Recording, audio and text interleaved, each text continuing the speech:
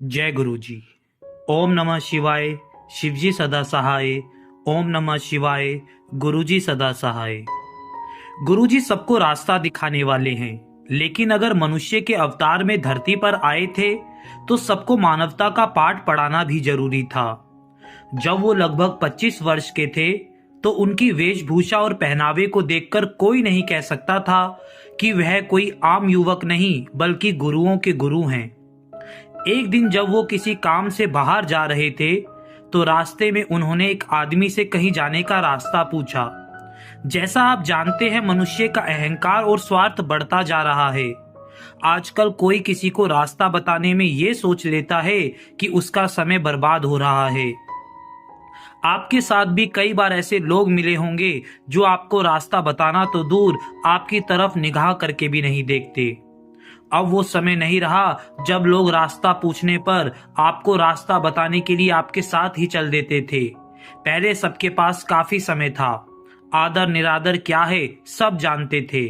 लेकिन जब गुरुजी ने उस आदमी से रास्ता पूछा तो उसने कहा, आगे जा भाई, मुझे नहीं पता, क्यों मेरा टाइम बर्बाद कर रहा है।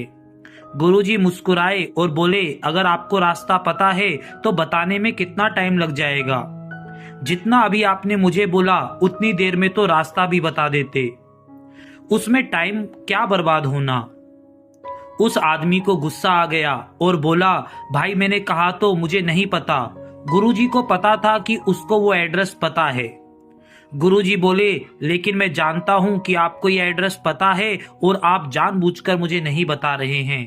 उसे अब और गुस्सा आ गया और वो बोला, भाई मैंने सबका ठेका ले रखा है क्या? हाँ मुझे पता है और मैं नहीं बता रहा। गुरुजी मुस्कुराते हुए बोले, कोई नहीं, आप क्रोधित मत होइए, मैं खुद रास्ता ढूंढ लूंगा। गुरुजी ऐसा कहकर वहां से चले गए। अहंकार और क्रोध मानव के सबसे बड़े शत्रु हैं, जो मानव को बर्बाद करने में ज्यादा समय नहीं लगाते। ऐसा ही उस आदमी के साथ हुआ जिससे गुरुजी बार बार एड्रेस पूछ रहे थे। कुछ समय बाद उस आदमी को कारोबार में काफी लॉस हो गया और साथ साथ उसकी तबीयत भी सही नहीं रहने लगी, क्योंकि क्रोध और अहंकार इंसान को कहीं ना कहीं भारी चोट देता है। जिसका मन शांत और खुश है वही जीवन को सही से जी पाता है। उस आदमी ने अपनी पत्नी से कहा, यह हमारे साथ क्या हो रहा है, मुझे कुछ समझ नहीं आ रहा। ना इलाज कराने को पैसा बचा है, ना कोई पैसा कमाने का नया रास्ता नजर आ रहा है। ऐसा कहकर वो रोने लगा। उसकी पत्नी ने कहा, आप चिंता मत करो, सब ठीक हो जाएगा। पास में ही छोटे मंदिर में एक युवक रहते हैं, सुना है उनके हाथों में दिव्य शक्ति है। हम उनके पास जाएंगे, लोग उनको गुरुजी के नाम से जानते हैं। क्या पता वो हमारा कल्याण भी कर दे।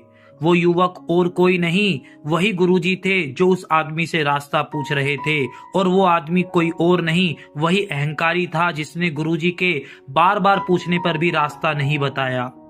गुरुजी हमेशा कहते हैं कि रास्ते में कोई भी मिले और वो कोई मदद मांगे, और अगर आप उनकी मदद नहीं कर पाओ तो उसे कठोर शब्द मत बोलो, उसका अपमान मत करो, क्योंकि क्या पता कौन किस भेष में मिल जाए। जब वो आदमी और उसकी पत्नी छोटे मंदिर पहुंचे तो आदमी ने देखा, ये तो वही युवक है जिसे मैंने रास्ता बताने से मना कर दिया था। वो डरा हुआ सहमा हुआ गुरुजी के पास पहुंचा और गुरुजी से हाथ जोड़कर बोला, मुझे माफ कर दो गुरुजी, मैंने आपका उस दिन अपमान किया था। मेरी बुद्धि काम नहीं कर रही थी, मुझे माफ कर दीजिए और मेरी तकलीफों को कम करो गुरुजी। गुरुजी ने पूछा, बताओ आपको क्या परेशानियां हैं? उस आदमी ने कहा, मेरी तबीयत ठीक नहीं रहती है और कारोबार भी बंद हो गया है। हमने आपके बारे में सुना तो आपके पास चले आए। गुरुजी सबको माफ करने वाले हैं, वो सबको अपना आशीर्वाद देते हैं। वो देवों के देव महादेव के रूप हैं। उन्होंने उनको भी दिया जो काबिल ना थे, फिर जो उनके दर पर आया उसे खाली हाथ कैसे भेजते।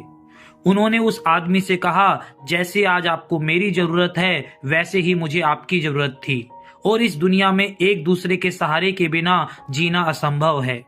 हमें दूसरों के दुख दर्द को समझना चाहिए, और ऐसा नहीं था कि मैं रास्ता नहीं जानता था, मुझे आपको सही रास्ते पर लाना था, इसलिए ही तो मैंने आपसे रास्ता पूछा था। उस आदमी ने कहा, मुझे माफ कर दो गुरुजी, मैं दिल से माफी मांगता हूँ और हमेशा आपकी बात को याद रखूंगा। गुरुजी ने उससे कहा, सब सही हो जाएगा, तू चिंता मत कर। बस एक बात याद रखना, जरूरतमंद की मदद करना परम धर्म का कार्य है। इससे आप अपने कर्म भी अच्छे करते हो। गुरुजी ने कहा, कल दरबार में आना और सेवा का काम करना, तुम्हारा कल्याण होगा। वो दोनों अगले दिन छोटे मंदिर आए और पूरे लगन से उन्होंने सेवा का कार्य किया। और जब वह घर अपने वापस लौटे तो एक कोरियर वाला उनके घर के दरवाजे पर एक पार्सल देने आया हुआ था, जिसमें उस आदमी के लीवर की रिपोर्ट थी। उनको रिपोर्ट देखकर विश्वास नहीं हुआ कि रिपोर्ट में लीवर बिल्कुल सही था और कोई भी इन्फेक्शन अब एक नंबर भी ऊपर नीचे नहीं था। वो समझ गए सब गुरुजी का आशीर्वाद है, सब उनकी लीला है। लेकिन इतनी जल्दी और सहज ये सब होगा उन्होंने कभी सोचा नहीं था। उन्होंने गुरुजी का शुक्राना किया और सो गए। सुबह जब वे जागे तो उस आदमी के फोन में एक टेक्स्ट मैसेज आया जो उनके एक दोस्त का था, जिसमें लिखा था, मैं टेक्सटाइल की फर्म लगा रहा हूं और चाहता हूं आप उसके सुपरवाइजर बने, क्योंकि आपको उस फील्ड में काफी अनुभव है। मुझे आपके अनुभव की जरूरत है। उसे समझ नहीं आ रहा था कि मात्र 24 घंटे के अंदर अंदर उसका जीवन बदल गया। उन्हें पता चल गया गुरुजी हमसे क्या चाहते हैं कि अहंकार को छोड़कर दूसरों की सेवा में लग जाओ, बाकी सब गुरुजी पर छोड़ दो। उनके दर पर आए हो तो कल्याण होना तय है। मैं गुरुजी से अरदास करता हूँ, जो भी ये सत्संग सुन रहे हैं, देख रहे हैं, उन पर अपना आशीर्वाद बनाए रखना। जय गुरुजी, जय गुरुजी।